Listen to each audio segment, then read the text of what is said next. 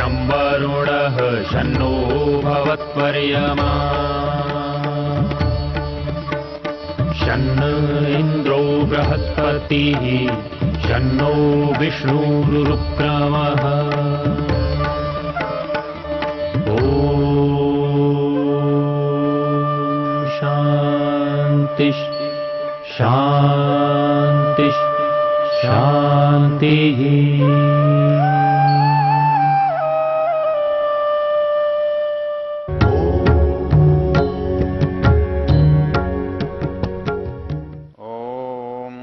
स्तब्धामि पृथिवीं त्वत्परिमं लोकं निदधन्मो अहं ऋषम् एतां स्थूणां पृथिवी धारयन्तु यमः साधना ते मिनोतु। ये वेद ज्ञान का प्रसंग है, वेद ज्ञान की चर्चा है। और इस वेद ज्ञान की चर्चा में दशम मंडल के 18वें सूक्त की हम चर्चा कर रहे हैं और 13वां मंत्र है। और यामायन इसका ऋषि है और पितृमेद इसका देवता है। तो इसमें जो जीवन है उस जीवन का इस पृथ्वी से क्या संबंध है, उस पृथ्वी और जीवन के बीच में जो क्रिया है वो यज्ञ है, वो यज्ञ कैसा हो रहा है वो इसमें बताया है। इनके शब्दों को हम समझें इसके लिए हमने पीछे एक चर्चा की थी कि वेद के शब्दों का अर्थ वर्तमान कोश से नहीं होता। हमने आपको बताया था कि वेद के शब्दों का अर्थ जानने के लिए या तो वैदिक कोश की सहायता ली जाती है या स्वयं वेद में वो शब्दों का कहीं पर प्रयोग आया हुआ हो या वैदिक साहित्य में वैदिक ग्रंथों में उन शब्दों का उपयोग हुआ हो तो हम उनसे ले सकते हैं। और एक सिद्धांत ये था कि जैसे दुनिया में संसार में शब्द अधिकांश में रूढ़ी होते हैं, कुछ शब्द योग रूढ़ होते हैं, यौगिक शब्दों का प्रयोग कम होता है।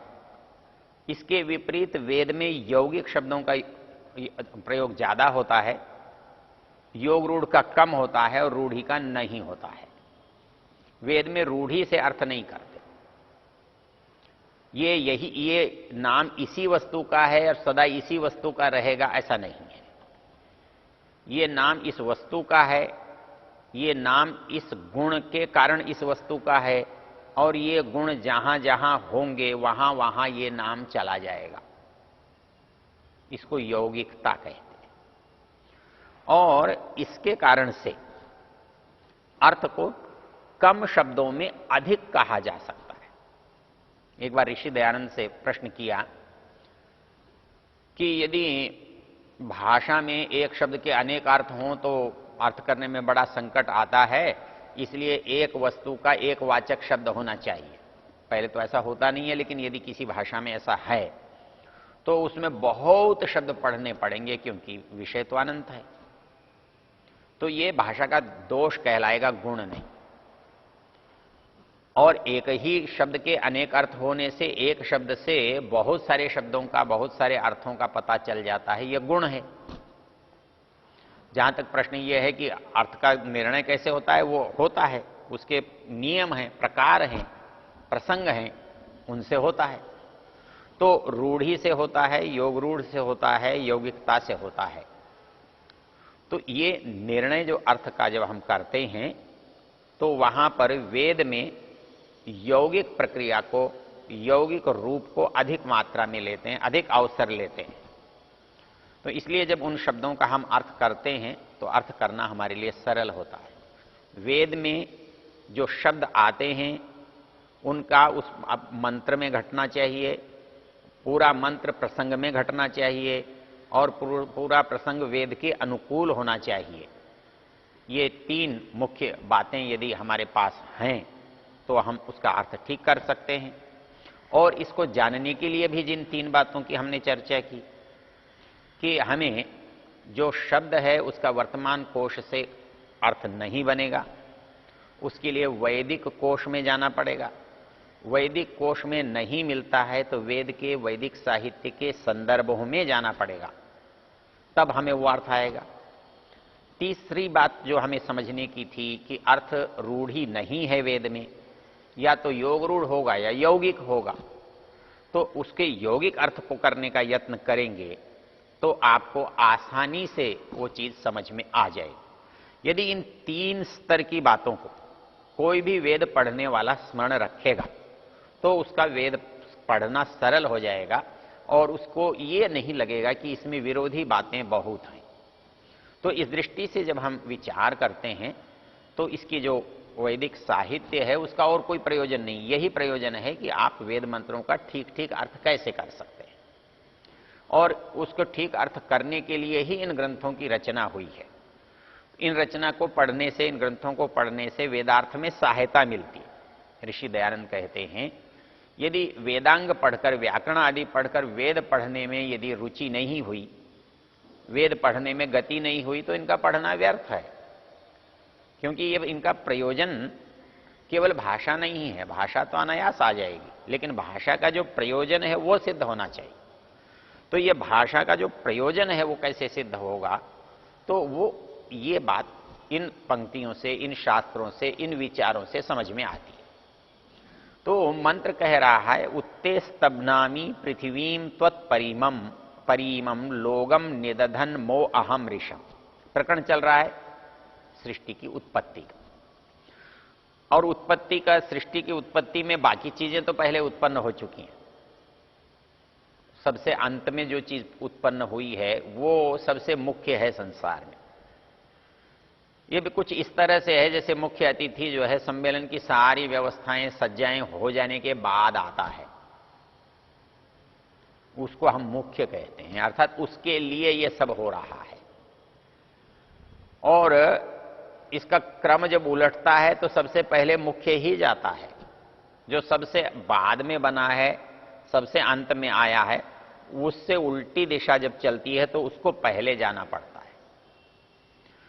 तो यहां पर चर्चा ये चल रही है कि ये मृत्यु जो है संसार में, व्यक्ति की हमने देखी, समाज की हमने देखी, राष्ट्र की हमने देखी कि उसमें मनुष्य सामने दिखाई देता है, पैदा होता है, मरता है। लेकिन जब मनुष्य को इस पृथ्वी पर देखते हैं और मनुष्य को इस संसार में देखते हैं तो हम इस पूरे मनुष्य समुदाय के जन्म और मृत्यु की बात याद करते हैं। एक व्यक्ति को देखा तो एक व्यक्ति के जन्म और एक व्यक्ति की मृत्यु की बात करते हैं। हम समूह को देखते हैं तो समूह में व्यक्ति के जन्म और व्यक्ति की मृत्यु की बात करते हैं। हमने पीछे राष्ट्र के संबंध में विचार किया तो राष्ट्र के मुखिया के जन्म और मृत्यु की बात करते हैं। अब जो मनुष्य पहला इस पृथ्वी पर होता है उसकी जन्म और मृत्यु की बात क्या है, तो उसकी जन्म और मृत्यु की बात जो है उसकी इस मंत्र में चर्चा है। वो ये कहता है कि जैसे हर प्रजाति आज अपने माता पिता से उत्पन्न होती है, और पिछले विचार में हमने इसको विस्तार से देखा था कि इसका जो पहला चरण होगा वो बिना माता पिता का होगा, उसके बिना उसका कोई विकल्प नहीं बनता, कोई तार्किकता आपके पास नहीं है, कोई प्रमाण नहीं है। तो वो कैसे होगा, तो इतना ही है ना कि आज जिन साधनों से इस शरीर को बनाते हैं उन साधनों का जो बड़ा रूप है, भव्य रूप है, उससे इसका निर्माण होगा। तो इसलिए कहता है उत्ते स्तब्नामी पृथ्वीम त्वत्परिमम, कि जब संसार में प्राणी उत्पन्न हो रहे हैं वो प्राणी इस पृथ्वी पर बड़े सुकोमल पृथ्वी पर उत्पन्न हो रहे हैं। वो कठोरता में पैदा नहीं हो सकते, जैसे बीज कठोरता में अंकुरित नहीं हो सकता, अंदर दब के रह जाता है। इसके लिए उसको कुछ हल्का, कुछ भुरभुरा, कुछ बिना वजन जैसा होने वाला होना चाहिए, तभी बीज अंदर फूट के अंकुरित होकर ऊपर आता है। वैसे ही यहां कह रहा है कि उत्ते स्तब्नामी पृथ्वीम त्वत्परिमम, वो ये जो पृथ्वी है ये ऊपर को उठती है जब इसके अंदर कोई चीज उत्पन्न होती है। तो जैसे वनस्पतियां उत्पन्न होने के कारण से ये ऊपर उठती है, तो वैसे ही जिस दिन इस पृथ्वी में मनुष्य उत्पन्न होगा उस दिन भी ये ऐसे ही ऊपर उठेगी। तो ये इसकी उत्पत्ति की चर्चा यहां पर की गई है। उत्ते स्तब्धामी पृथिवीम त्वत्परिमम लोगम निदधन मो अहम ऋषम। कहता ये जो है तो इसमें माता जो है वो बच्चे को संभालती है। यहां कौन संभालेगा, इसलिए यहां कहा गया है मो अहम ऋषम। ये पृथ्वी कहती है कि इस पृथ्वी के अंदर जो उत्पन्न हो रहा है उसको पृथ्वी संभाल रही है। इसके अंदर जो उत्पन्न हो रहा है इस पृथ्वी को में इसको उत्पन्न करने वाला जो निमित्त कारण है वो इसको संभाल रहा है। वो जैसे किसी नवजात की शिशु की रक्षा करती है, उसको किसी भी संकट से बचाने का यत्न करती है, तो कहता है वैसे ही ये पृथ्वी अपने अंदर विद्यमान समस्त प्राणियों की रक्षा करती है और वो इनको किसी भी तरह की हिंसा से बचाती है। लोगम निदधन मो अहम ऋषम एताम स्थूणाम पृथ्वी धारयन्तु। कहता है कि इसमें जो हैं उनको, इन सब जीवों को, इन सब प्राणियों को, मनुष्यों को वो पृथ्वी धारण कर रही है। ते अत्र यमः साधनाते मिनोतु। कहता है कि इसमें उसकी रक्षा कौन कर रहा है, तो कहता है कि उसकी रक्षा वो कर रहा है जो इसका नियमन करता है। सामान्य रूप से यम जो देवता है वो मृत्यु का देवता है, इसलिए यहां इसका जो ऋषि है वो यामायन है और इसका देवता जो है वो पितृमेध है। वो कहता है कि ये जो देवता है ये, इसका उद्देश्य ये नहीं कि ये मृत्यु का ही देवता है। मृत्यु तो मर्यादा को बनाती है, अर्थात जन्म से जो विस्तार हो रहा था, जो प्रक्रिया निरंतर चल रही थी, वो कहां आकर रुके, तो जहां आकर रुके वहां वो सीमित कर दिया है। रोक देना, नियंत्रित, बिना नियंत्रण के तो कैसे रुकेगा। तो यम जो है वो नियमित करता है, किसी चीज को एक मर्यादा में बांधता है। तो ये जो मर्यादा में बांधना है, इस मर्यादा में बांधने के कारण से यमः साधनाते मिनु। तो अब यम है कौन, इसको समझने के लिए एक बात समझनी चाहिए कि इस संसार में एक तो परमेश्वर है जो, जिसके कारण से कोई चीज यहां जीवित मिल रही है, जीवन चल रहा है। दूसरा ऐसा कौन है जो इसके अंदर जीवन का कारण है, जीवन चला रहा है, वो है यमः। यहां कहा है वो है सूर्य। यम सूर्य का नाम है। तो सूर्य कैसे किसी चीज को उत्पन्न कर सकता है, उसमें तो ऐसा लगता है ये तो जला रहा है, उत्पन्न थोड़ी कर रहा है। लेकिन इस संसार में यदि सूर्य न हो तो कोई चीज, कोई वस्तु, कोई प्राणी, कोई पौधा जीवित ही नहीं रह सकता। क्योंकि पहली चीज, जीवन के लिए जो ऊर्जा चाहिए वो ऊर्जा का स्रोत सूर्य है, और वो यदि न हो तो ऊर्जा न मिलने से हमारा विकास नहीं हो सकता, जीवन नहीं चल सकता। इसलिए हम क्या देखते हैं, यदि सूर्य कई दिन नहीं निकले तो पौधे पीले पड़ जाते हैं, धीरे धीरे समाप्त होने लगते हैं, बहुत ठंड पड़ने पर जल जाते हैं। जैसे अग्नि से जलते हैं वैसे बहुत ठंडी से भी जल जाते हैं, समाप्त हो जाते हैं। तो वो कहता है कि ये सूर्य को इसलिए संस्कृत भाषा में सविता कहते हैं, वैदिक भाषा में इसको सविता कहते हैं। सूर्य का अर्थ सविता तो हो गया, लेकिन सविता को सविता क्यों कहते हैं? जैसा मैंने पीछे आपसे चर्चा की कि एक वस्तु के अनेक नाम या एक नाम अनेक वस्तुओं का, ये आपको संस्कृत साहित्य में, वैदिक साहित्य में मिलेगा। तो इसका कारण एक ही है। एक नाम अनेक वस्तुओं का है, तो जो नाम का अर्थ है वो सब वस्तुओं में घटित होगा। उसमें कोई अग्नि का वाचक है तो आग्नेय तत्व की बात सब में होगी। कोई जल से जुड़ी हुई बात है तो उसमें जलीय शीतलता या द्रवता या प्रवाहमयता कुछ उनसे जुड़ा हुआ होगा। तो इस तरह से एक अर्थ अनेक शब्दों का, अनेक वस्तुओं का वाचक बन जाता है। अनेक शब्द उनको आप, शब्द तो एक है लेकिन वस्तुएं अनेक है। और जब इसका उल्टा हो कि जो वस्तु है उसके अनेक नाम हो, तो उसके अनेक नाम केवल तब हो सकते हैं जब वो अनेक गुणों का स्थान हो। अर्थात एक वस्तु में जो जो गुण हैं उस गुण को बताने वाले उतने नाम हमको दिखाई दे सकते हैं। तो अनेक वस्तुओं का एक नाम, एक वस्तु के अनेक नाम, इस सिद्धांत को, इस रहस्य को यदि आप समझ लें तो फिर वेद का अर्थ करना बहुत सरल हो जाता है। क्योंकि संगति से जो अर्थ जिस गुण के लिए है आप वो अर्थ शब्द ले लेंगे, उस शब्द को जान करके वो अर्थ कर लेंगे।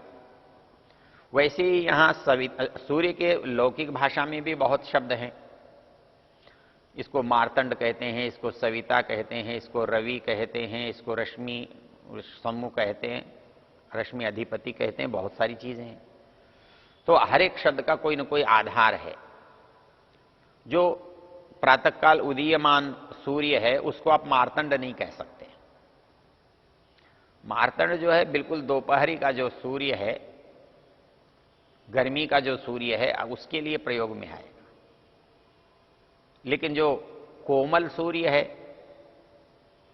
तो वहां पर उसके लिए सविता शब्द का प्रयोग है। इसके लिए संस्कृत की एक प्रसिद्ध पंक्ति भी है, उदेति सविता ताम्रः ताम्र एवास्तमेति च संपत्तौ च विपत्तौ च महताम एक रूपता। कहता है कि ये सूर्य जो है जैसा उगते हुए होता है वैसा ही अस्त होते हुए होता है। और यहां इसका नाम है सविता। उदेति सविता ताम्र, ताम्र एवास्तमेति च। क्योंकि उस समय का जो सूर्य है सविता, वो दोपहर का सूर्य नहीं होगा, 2 बजे का सूर्य नहीं होगा। तो वो एक विशेष अवसर का सूर्य है, विशेष प्रकृति का, विशेष स्वरूप का, विशेष गुण वाला।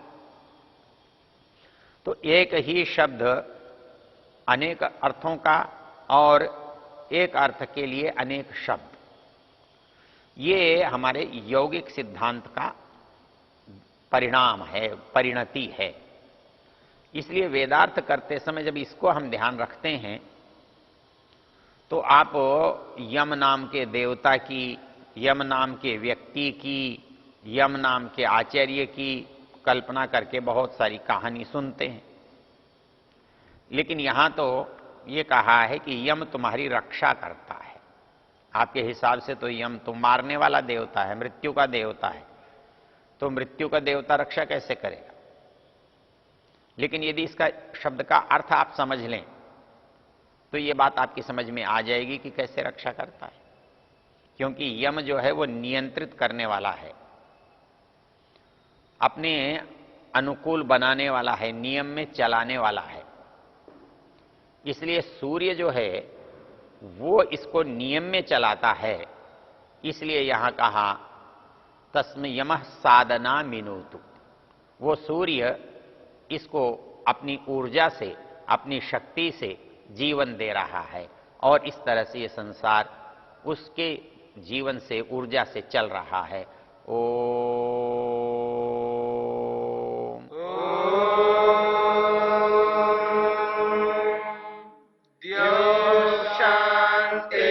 शांतिरंतरिक्षं शांतिर्पृथिवी शांतिरापः शांतिरोषधयः शांतिः वनस्पतयः शांति शान्ति सर्वं शान्ति शान्तिरेव शान्ति शान्ति